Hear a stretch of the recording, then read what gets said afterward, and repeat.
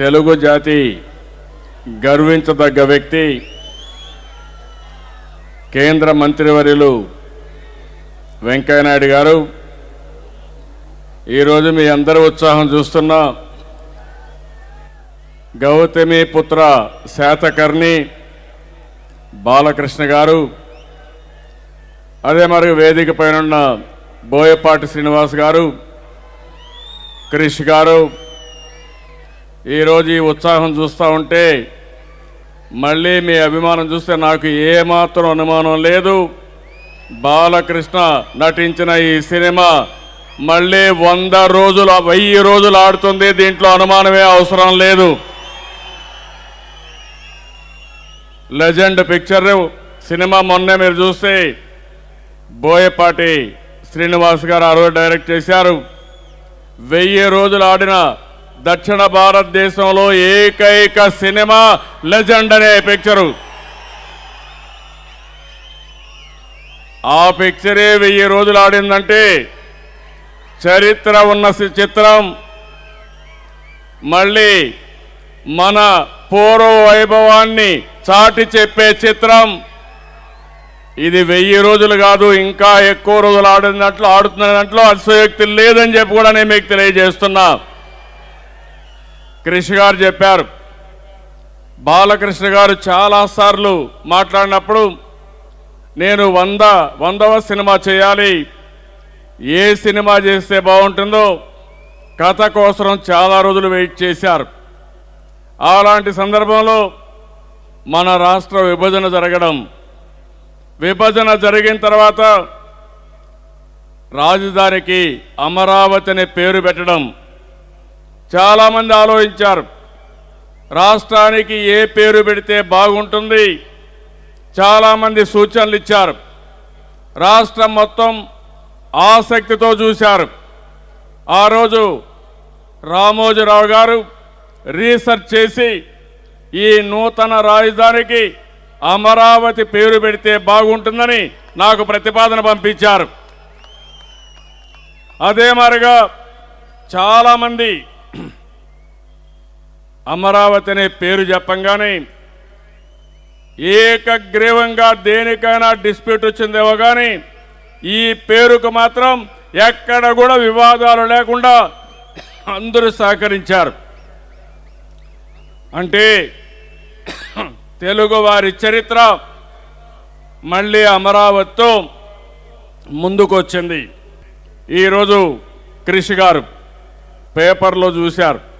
అంటే చరిత్ర ఏ విధంగా జరుగుతుందని ఒక ఉదాహరణ, కలిసి వచ్చే సమయం వచ్చినప్పుడు ఏ విధంగా ఒక్కొక్క ఇష్యూ వస్తుందనుకుంటే క్రిష్ గారు చూసి అక్కడి నుంచి ఒక ప్రేరణ తీసుకుని అమరావతి పైన రీసెర్చ్ చేసి ఈరోజు గౌతమి పుత్ర శాతకర్ణి పిక్చర్ తీశారంటే తెలుగు వారందరూ కూడా మనస్ఫూర్తిగా ధన్యవాదాలు తెలియజేయాల్సిన అవసరం ఉంది, అభినందనలు తెలియజేయాల్సిన అవసరం ఉంది. చాలామంది నాయకులు ఉన్నారు, చాలామంది రాజులు వచ్చారు, కానీ శాశ్వతంగా గుర్తుపెట్టుకునే రాజు గౌతమి పుత్ర శాతకర్ణి అనే విషయం మనం గుర్తుపెట్టుకోవాల్సిన అవసరం ఉంది. రాష్ట్రంలో ఇంకొక మీరు చూస్తే మొట్టమొదటిసారిగా తల్లి పేరు పెట్టుకున్న రాజు శాతకర్ణి. అంత మునుపంతా మగవాళ్ళ పేర్లు పెట్టుకునేవాళ్ళం. ఇంటి పేరు తండ్రి పేరు పెట్టుకునే దగ్గర నుంచి కాదు, తల్లికి గౌరవం ఇవ్వాలి, మహిళలకు గౌరవం ఇవ్వాలని మొట్టమొదటిసారిగా చరిత్రలో గౌరవం ఇచ్చిన వ్యక్తి శాతకర్ణి అని చెప్పి కూడా నేను మీకు తెలియజేస్తున్నా. ఒక నూతనమైన విప్లవం. అక్కడి నుంచి చూస్తే 400 సంవత్సరాలు పరిపాలించారు శాతవాహనులు. 46 మంది దగ్గర రాజులు పరిపాలించారు. 23వ రాజు శాతకర్ణి గారు.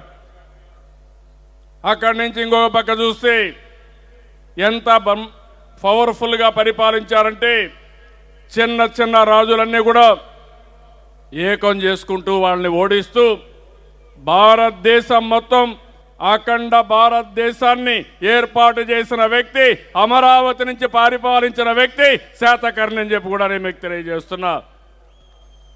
తెలుగు జాతికి గర్వకారణం. అదే సమయంలో ఇంకొక పక్క ఆలోచిస్తే తెలుగు జాతి ఉన్నంత వరకు తెలుగు వారి గుండెల్లో ఉండే ఏకైక వ్యక్తి నందమూరి తారక రామారావు గారు. సినిమాలోనే కాదు, రాజకీయాల్లో కూడా పెను మార్పులు తీసుకొచ్చిన వ్యక్తి.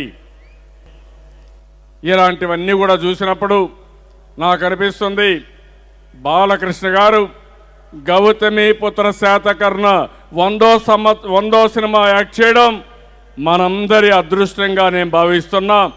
ఇది వారికి కూడా ఒకసారి ఆలోచిస్తే పూర్వజన్మ సుకృతం. ఒక మహానాయకుడి గురించి చరిత్ర చెప్పడం, అది కూడా అమరావతి రాజధాని ఏర్పడిన తర్వాత చెప్పడం, ఇది ఒక చరిత్ర.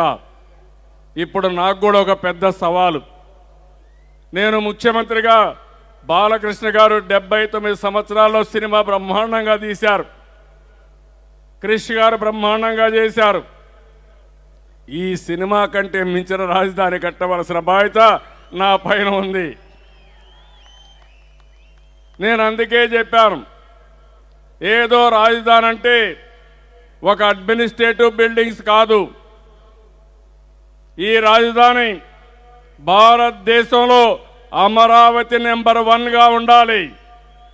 ప్రపంచ దేశాల్లో 5-6 రాజధానులు అమరావతి ఒకటిగా ఉండాలి. అది తప్పకుండా ఉంటుంది. అది చేసి తీరుతాం. ఆ సందర్భంలో బాలకృష్ణ గారు ఈ పిక్చర్ని తీసుకురావడం బ్రహ్మాండమైన అవకాశంగా నేను భావిస్తున్నాం.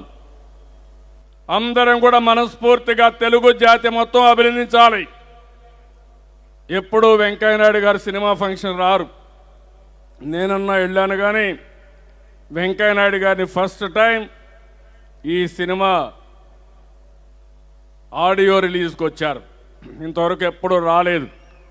అదే అన్నాను, ఇప్పుడు మీరు ఫిల్మ్ ఇండస్ట్రీ మినిస్టర్ అయ్యారు కాబట్టి, రెండోది తెలుగు వారంటే, ఆంధ్రప్రదేశ్ అంటే ఎనలేని అభిమానం ఉండే వ్యక్తి వెంకయ్యనాయుడు గారు.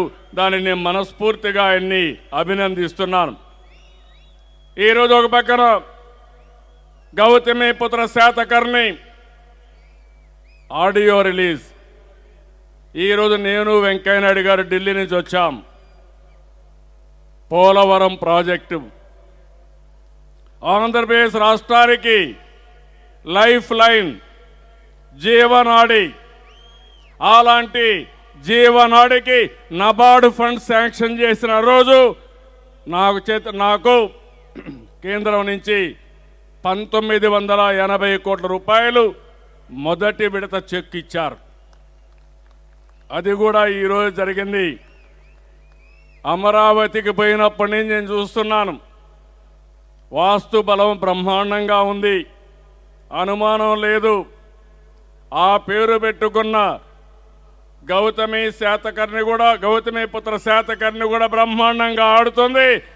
1000 రోజులు కాదు, ఇంకా ఎక్కువ రోజులు ఆడాలి, ఆడుతుందని చెప్పి కూడా నేను మీకు తెలియజేస్తున్నా.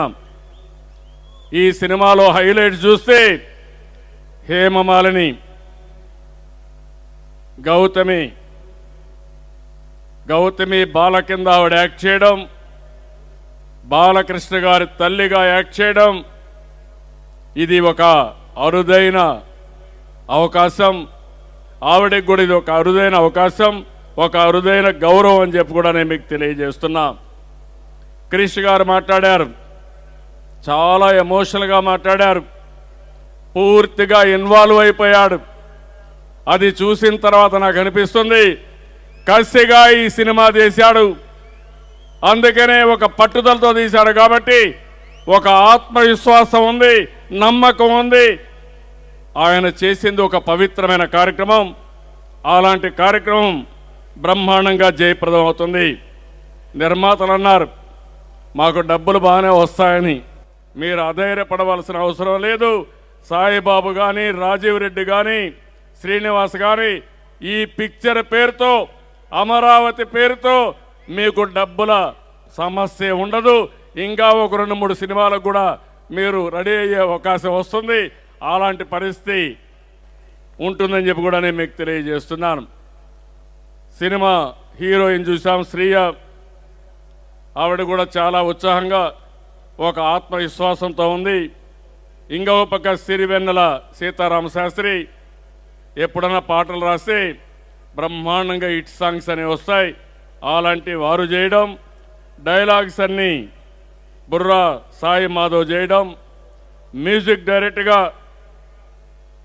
చరితన్ భట్ గారు చేయడం, ఒక మంచి టీము చేశారు. అన్నింటికంటే ముందుగా మీ ఉత్సాహం చూస్తున్నా. మామూలుగా సినిమా ఫంక్షన్కి వస్తే కాసేపు ఉండి వెళ్ళిపోతారు, కానీ మీరు మాత్రం ఈ సినిమా ఎన్నిసార్లు చూస్తారో నాకైతే అర్థం కావడం లేదు. ఈ ఉత్సాహం చూస్తూ ఉంటే ఒక్కొక్కరు ఎన్నిసార్లు చూసినా ఆశ్చర్యం లేదు. అలాంటి బ్రహ్మాండమైన సినిమా ఇది. రాష్ట్రం మొత్తం ఆదరించాలి.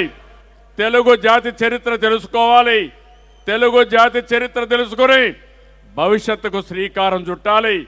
భారతదేశంలో నెంబర్ 1 రాష్ట్రం ఏదంటే దానికి కేర్ ఆఫ్గా ఆంధ్రప్రదేశ్ ఉండాలి, తెలుగు జాతి ఉండాలి. దానికి ప్రతి ఒక్కరూ సహకరించవలసిందిగా మరొక్కసారి కోరుకుంటూ, అదే మరిగా బాలకృష్ణ గారికి మనస్ఫూర్తిగా అభినందనలు. ఈ యొక్క యూనిట్ అందరికి కూడా రాష్ట్ర ప్రభుత్వం తరపున మనస్ఫూర్తిగా కృతజ్ఞతలు కూడా తెలియజేస్తున్నా. జై హింద్, జై జన్మభూమి, జై గౌతమి పుత్ర Satakarni. Hi guys, in Minikali, all the best to TFC Media. Please subscribe and encourage it.